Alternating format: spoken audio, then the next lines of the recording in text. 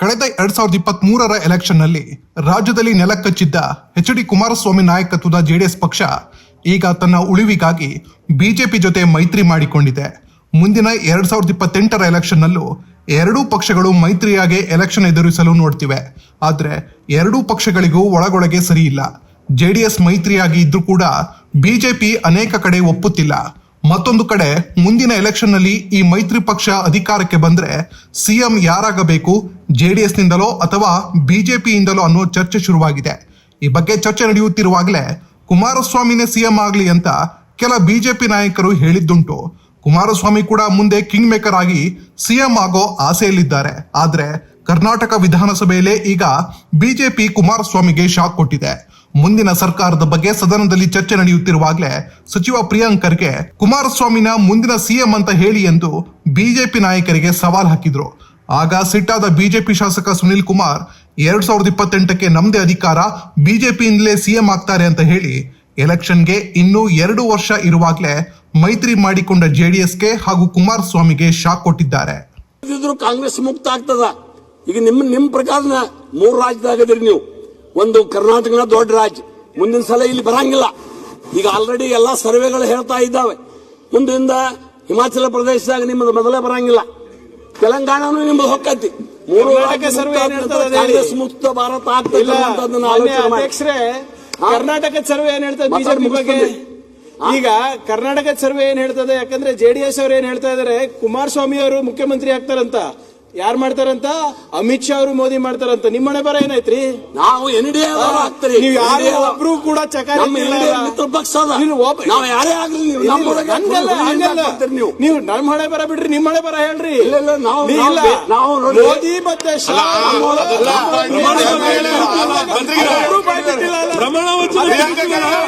ಅಲ್ಲೇ ಹೇಳ್ರಿ. ಬಂದಾಗ ನೋಡಿ ಯಾರಾಗಿರ್ತಾರೆ ಅಂತ ನೋಡಿ. ಕುಮಾರಸ್ವಾಮಿ ಪ್ರಮಾಣ ವಚನ ಮುಖ್ಯಮಂತ್ರಿ ಅಂತ ನೋಡಿರಂತೆ. ಬಂದಾಗ ನೋಡ್ರಿ, ಬಂದಾಗ ನೋಡಿ ಪ್ರಮಾಣ ವಚನ ನೋಡಿ ತೋರಿಸಿ. ಈಗಲೇ ಯಾರು ಮುಖ್ಯಮಂತ್ರಿ ಅಂತ ಫೈನಲ್ ಮಾಡ್ಕೊಳ್ಳಿ. ಯಾಕೆ ಗೊತ್ತಾ? ಕುಮಾರಸ್ವಾಮಿ ಸಿಎಂ ಆಗೋದಿಲ್ಲ. ಡಿಕೆಶಿ ಅವರು ಡೆಲ್ಲಿಗೆ ಹೋಗೋದು, ಇಲ್ಲಿ ಶಾಸಕರಿಗೆ ಊಟ ಕೊಡೋದು. ಯಾರು ಮುಖ್ಯಮಂತ್ರಿ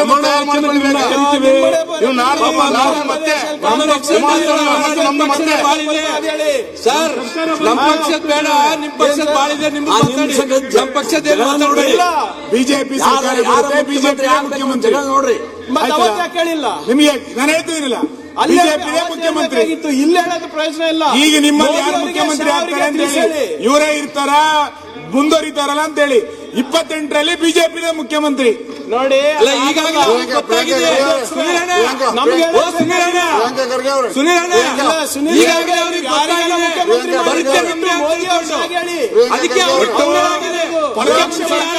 ಪರೋಕ್ಷವಾಗಿ ಎನ್ಡಿಎ ಗೌರ್ಮೆಂಟ್ ಸರ್ಕಾರನೇ ವಾಪಸ್ ನೀವು ಈಗ ನೀವು ಸ್ಪಷ್ಟ ಮಾಡಿ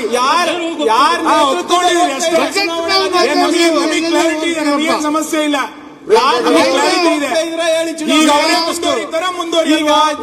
ನೀವು ಎರಡನೇ ಚೇರಿಲ್ಲ, ಮುಂದಿನ ಚೇರಿಗೆ ಬರ್ತೀರಾ? ನಿಮ್ಮನೆ ಬರ ಗೊತ್ತಿಲ್ಲ, ನಮ್ಮನೆ ಬರಬಹುದು. ನಮ್ಮನೆ ಬರ 2028ರದು. ಈಗ ನಿಮ್ಮನೆ ಬರ ಏನಂತ ನಿಮ್ಗೆ ಗೊತ್ತಿಲ್ಲ.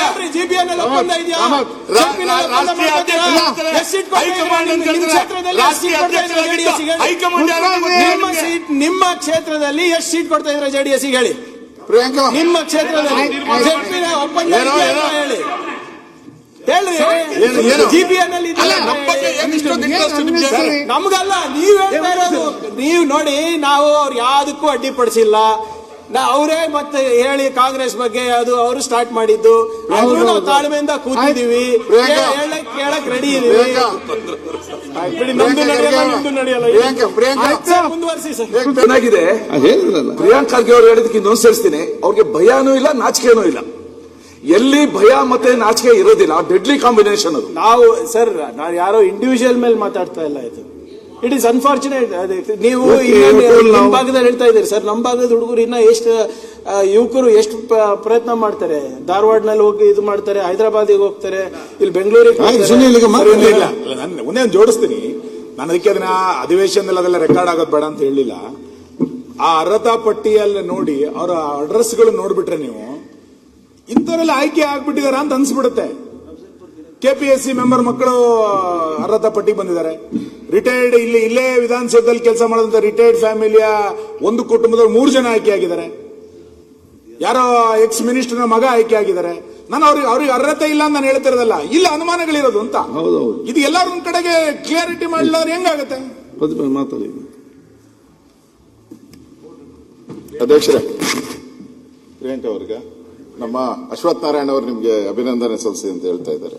ಆಯ್ತು, ಇಲ್ಲ ಇದರಲ್ಲಿ ಇದು ಅಂತಲ್ಲ. ಈಗ ಅಭಿನಂದನೆ ಸಲ್ಲಿಸೋಕೆ ಮಾತಾಡ್ತಿರಲ್ಲ. ಇದು ನಮ್ಮ ಹೋಮ್ ಡಿಪಾರ್ಟ್ಮೆಂಟ್ ನಮ್ಮ ಸೀನಿಯರ್ ಆಫೀಸರ್ಸ್ ಹತ್ರ ಮಾತನಾಡಿ ಅವ್ರು ಹೇಳಿ ಹಿಂದಿನ ಸರ್ಕಾರದಲ್ಲಿ ಕೆಲವು ರೆಕ್ರೂಟ್ಮೆಂಟ್ ಆಗಿದೆ ಸರ್ ಇದೇ ಕೇಸ್ಗಳಲ್ಲಿ. ಅವ್ರು ಆಟೋಮೆಟಿಕ್ ಹೇಳ್ತಾರೆ ಈ ಬ್ಯಾಚ್ ಏನ್ ಬಂದಿದೆ ಹೇಗ್ ಬಂದಿದೆ ಅಂದ್ಬಿಟ್ಟು ಅವರೇ ಹೇಳ್ತಾರೆ, ಯಾರು ಹಾಕಿದಾರೆ ಅಂತಾನು ಹೇಳ್ತಾರೆ. The quality of officers is so ಬ್ಯಾಡ್. ಅವ್ರು ಹಿಂದಿನ ಸರ್ಕಾರದಲ್ಲಿ ಹಂಗೆ ಬಂದ್ಬಿಟ್ಟಿದ್ದಾರೆ. ಈಗ ಅವ್ರಿಗೇನು ಮಾಡ್ಲಿಕ್ಕೆ ಆಗ್ತಾ ಇಲ್ಲ. ಅವ್ರು ಇವಾಗ ಕುತ್ಕೊಂಡು ಪೊಲೀಸ್ ಸ್ಟೇಷನ್ ನಲ್ಲಿ ಇದ್ದಾರೆ, ತಹಸೀಲ್ದಾರ್ ನಲ್ಲಿ ಹುದ್ದೆಗಳಲ್ಲಿ ಕೂತಿದ್ದಾರೆ. ಅದು ಆಡಳಿತದ ABCD ಗೊತ್ತಿಲ್ಲ, ಒಂದು ಆಕ್ಟ್ ಓದೋಕ್ ಗೊತ್ತಿಲ್ಲ, ಕಾನೂನು ಗೊತ್ತಿಲ್ಲ. ಅವ್ರ IPS ಆಫೀಸರ್ಸ್ ಹೇಳ್ತಾರೆ ಸರ್ ಇದು ಆ ಬ್ಯಾಚ್ ಇದೆ ಅಂತ. ಬೇರೆ ಸರ್ಕಾರದಲ್ಲಿ ಅಧ್ಯಕ್ಷರೇ, ಈಗಾಗಲೇ ನಮ್ಮ ಸುನೀಲ್ ಅವರು, ಸುರೇಶ್ ಕುಮಾರ್ ಅವರು ವಿಸ್ತೃತವಾಗಿ ಅದರ ಬಗ್ಗೆ ಸರ್ಕಾರದ ಗಮನಕ್ಕೆ ತಂದಿದ್ದಾರೆ. ಮಾನ್ಯ ಪ್ರಿಯಾಂಕ ಅವರು ಕೂಡ ಅದರ ಬಗ್ಗೆ ಪಾಸಿಟಿವ್ ಆಗಿ ಫಸ್ಟ್ ಟೈಮ್ ಪಾಸಿಟಿವ್ ಆಗಿ ಸ್ಪಂದನೆ ಮಾಡಿದ್ದಾರೆ. ಅಭಿನಂದನೆ ಸಲ್ಲಿಸ್ತಾ ಇದ್ದೀವಿ. ಇಲ್ಲಿ ನೋಡ್ತಾರೆ, ಎಲ್ಲ ನೋಡ್ತಾ ಇದ್ದಾರೆ. ಸನ್ಮಾನ್ಯ ಅಧ್ಯಕ್ಷರೇ, ನಾನು ಅದ್ರ ಬಗ್ಗೆ ಚರ್ಚೆಗೆ ಹೋಗಲ್ಲ. ನಾನು ಕಳೆದ ಬಾರಿ ಅಧಿವೇಶನದಲ್ಲೂ ಕೂಡ ಸುಮಾರು 1.5-2 ಗಂಟೆ ಕಾಲ ಚರ್ಚೆ ಆಗಿದೆ. ಇದು ಮುಖ್ಯಮಂತ್ರಿಗಳು ಸ್ವತಃ ಹೇಳಿದ್ರು, ನೀ ಹೇಳೋದಲ್ಲ ಸತ್ಯ ಇದೆ ಅಂತ ಹೇಳಿದ್ರು. ಬೇರೆ ರಾಜ್ಯಗಳು ದೊಡ್ಡ ಉತ್ತರ ಪ್ರದೇಶ, ಮಧ್ಯಪ್ರದೇಶ ಅಲ್ಲೆಲ್ಲ ಇದೆ. ಅಲ್ಲೆಲ್ಲ KPSC ಮೆಂಬರು 8ರಿಂದ 9 ಜನ ಇರ್ತಾರೆ, ಕೆಲವು ಕಡೆ 6 ಜನ ಇದ್ದಾರೆ. ಉತ್ತರ ಪ್ರದೇಶ ಅಂತ ನಮ್ಮ ರಾಜ್ಯದ 3 ಪಟ್ಟು ದೊಡ್ಡದು. ಅಲ್ಲೂ ಕೂಡ 11 ಜನ ಏನೋ ಇದ್ದಾರೆ ಅನ್ಸುತ್ತೆ, 4 ಪಟ್ಟು. ನಮ್ಮ ರಾಜ್ಯದಲ್ಲಿ 18 ಜನನೋ 19 ಜನನೋ ಇದ್ದಾರೆ. ಹೆಗ್ಗಣಗಳು ಜಾಸ್ತಿ ಆದ್ರೆ ಆ ಸಂಸ್ಥೆ ಕತೆ ಏನಾಗುತ್ತೆ ಅನ್ನೋ ಸ್ಥಿತಿ ಇವತ್ತು KPSCಯಲ್ಲಿ ನಾವು ನೋಡ್ತಾ ಇದ್ದೀವಿ. ಭಾಗ ಶೇರ್ ಜಾಸ್ತಿ ಆಗ್ತಾ ಇತ್ತು. ಹೆಗ್ಗಣಗಳು ಜಾಸ್ತಿ ಆದ ತಕ್ಷಣ ಶೇರ್ ಮಾಡೋದು ಜಾಸ್ತಿ ಆಗ್ತದೆ. ಕೂತ್ಕೊಳ್ಳಿ. ಅದರಿಂದ ಈ KPSC ವಿಚಾರಕ್ಕೆ ಸಂಬಂಧಪಟ್ಟಂತೆ ನಾವೆಲ್ಲರೂ ಕೂಡ ಯೋಚನೆ ಮಾಡಬೇಕು. ನಾವೆಲ್ಲ ಇಲ್ಲಿ ಮಾತಾಡ್ತೀರಿ, ಕೊನೆ ಕೈ ಚೆಲ್ಲಿ ನಮ್ಮ ಕೈಲಿ ಏನೂ ಆಗಲ್ಲ ಅಂತ ಹೋದ್ರೆ ವ್ಯರ್ಥ. ನಾನು ಹೇಳಿದ್ದೀನಿ 1 ಗಂಟೆಗೆ ನಾವು ಎಷ್ಟು ಸಾಲ ಮಾಡ್ತೀರಿ ಅಂತ ಲೆಕ್ಕ ಕೊಟ್ಟಿದ್ದೀನಿ ನಾನು. ಆದ್ರಿಂದ ನಾನು ಇಂಪಾರ್ಟೆಂಟ್ ಆಗಿ ಕಲ್ಯಾಣ ಕರ್ನಾಟಕದಲ್ಲಿ ಒಂದು IAS ಮತ್ತು KS ಪರೀಕ್ಷೆಗೆ ಆಗ್ಬೇಕು ಅಂತ. ಯಾಕೆ ಅಂತ ಹೇಳಿದ್ರೆ, ಮೊದಲು ಆ ಭಾಗದ ಜನ ಎಲ್ಲ ಹೈದರಾಬಾದ್ಗೆ ಹೋಗ್ತಾ ಇದ್ರು. ಅದನ್ನ ತಪ್ಪಿಸ್ಬೇಕು ಅಂತ ಹೇಳಿ ಅಲ್ಲೊಂದು ಸಂಸ್ಥೆಯನ್ನ ಮಾಡಿ ಅಲ್ಲಿ ವಿದ್ಯಾರ್ಥಿಗಳಿಗೆ ಸುಮಾರು 100 IAS, 400 ಜನ KS, 500 ಜನ ಕೊಡಬೇಕು ಅಂತ ಸರ್ಕಾರ ತೀರ್ಮಾನ ಮಾಡಿ ಅಲ್ಲಿ ಆರ್ಡರ್ ಮಾಡಿದ್ರು, ಕರೆದ್ರು. ಬನ್ನಿ ನೀವೆಲ್ಲ ಬಡವರ ಮಕ್ಕಳು, ನೀವು IAS ಆಗಬೇಕು, IPS ಆಗಬೇಕು, ಆ ಥರದ ಒಂದು ಕೊಟ್ರು. ಅಧ್ಯಕ್ಷರೇ, ಇವತ್ತೇನಾಗಿದೆ, ನನ್ನ ಆಫೀಸ್ಗೆ ಬಂದಿದ್ರು. ಆ ಭಾಗದ ಒಂದು ಸುಮಾರು 30 ಜನ ಯುವಕರು ನನ್ನ ಆಫೀಸ್ಗೆ ಬಂದಿದ್ರು. ಬಂದು ಕಣ್ಣೀರು ಹಾಕಿದ್ರು. ಏನ್ ಹೇಳಿದ್ರೆ, ಸರ್ ನಾವೆಲ್ಲ 50 ರೂಪಾಯಿ ಕಲೆಕ್ಟ್ ಮಾಡ್ಕೊಂಡು ನಾವು ಅಲ್ಲಿಂದ ಇಲ್ಲಿಗೆ ಬಂದಿದ್ದೀರಿ ಸರ್, ಹೋಗ್ಬೇಕಾದ್ರೆ ನಮ್ಗೆ ದುಡ್ಡಿಲ್ಲ ಸರ್ ಅಂತಂದ್ರು. ಮನವಿ ಕೊಟ್ರು ನನ್ನ ಹತ್ರ. ಆ ಮನವಿನೂ ಹತ್ರ ಇದೆ. ನಮ್ಮ ಕಷ್ಟ ಹಿಂಗಾಗಿದೆ ಸರ್ ಅಂತ. ಹೋಗ್ಬೇಕಾದ್ರೆ ನಾನೇ ಹೇಳಿದೆ ನಮ್ಮ ಆಫೀಸ್ಗೆ, ಅವ್ರು 1,000 ರೂಪಾಯಿ ಕೊಡ್ರಪ್ಪ, ಹೋಗ್ಬೇಕಾದ್ರೆ ಟ್ರೈನ್ ಚಾರ್ಜ್ ಇಟ್ಕೊಂಡು ಹೋಗ್ಲಿ ಅಂತ ಕೊಟ್ಟಿದ್ರು. ಇಲ್ಲಿ ಪ್ರಶ್ನೆ ಬಂದಿರೋಂಥದ್ದು, ತಾವು ಇದ್ದೀರಾ ಇಲ್ಲಿ, ಸಂಸ್ಥೆ ಹೇಳ್ತೈತೆ ಯಾವುದು, ಕರ್ನಾಟಕ ಸರ್ಕಾರ, ಕರ್ನಾಟಕ ಪರೀಕ್ಷಾ ಪ್ರಾಧಿಕಾರ, ಇವರು ಹೇಳ್ತಾರೆ ಶಿಷ್ಯ ವೇತನ ಶಿಷ್ಯ ವೇತನ, ಬಯೋಮೆಟ್ರಿಕ್ ಶಿಕ್ಷಾ ವೇತನವನ್ನು ಪ್ರತಿ ಮಾಹೆಯ ತರಬೇತಿ ಕೇಂದ್ರ ಸಂಸ್ಥೆಯವರು ಸಲ್ಲಿಸಿರುವ ಹಾಜರಾತಿ ಅನ್ವಯ ಪಾವತಿಸಲಾಗುವುದು. ಆದರೆ ತರಬೇತಿ ಅವಧಿಯಲ್ಲಿ ಯಾವುದೇ ವಸತಿ ಸೌಲಭ್ಯ ಕೊಡಲಾಗುವುದಿಲ್ಲ. ವಸತಿ ಬೇಡ, ಶಿಷ್ಯ ವೇತನ ಕೊಡ್ತೀನಿ ಅಂತೇಳಿ ಪ್ರಾಧಿಕಾರ ಹೇಳಿದೆ ಕರ್ನಾಟಕ ಸರ್ಕಾರ. ಅಲ್ಲಿನ ಸೈನ್ ಹಾಕಿರೋರು ಯಾರು ಅಂದ್ರೆ ಕಾರ್ಯನಿರ್ವಾಹಕ ನಿರ್ದೇಶಕರು. ಸರ್ಕಾರದ ಆದೇಶ ನಾನು ಕೊಡ್ತಾ ಇದ್ದೀನಿ ಅಧ್ಯಕ್ಷ.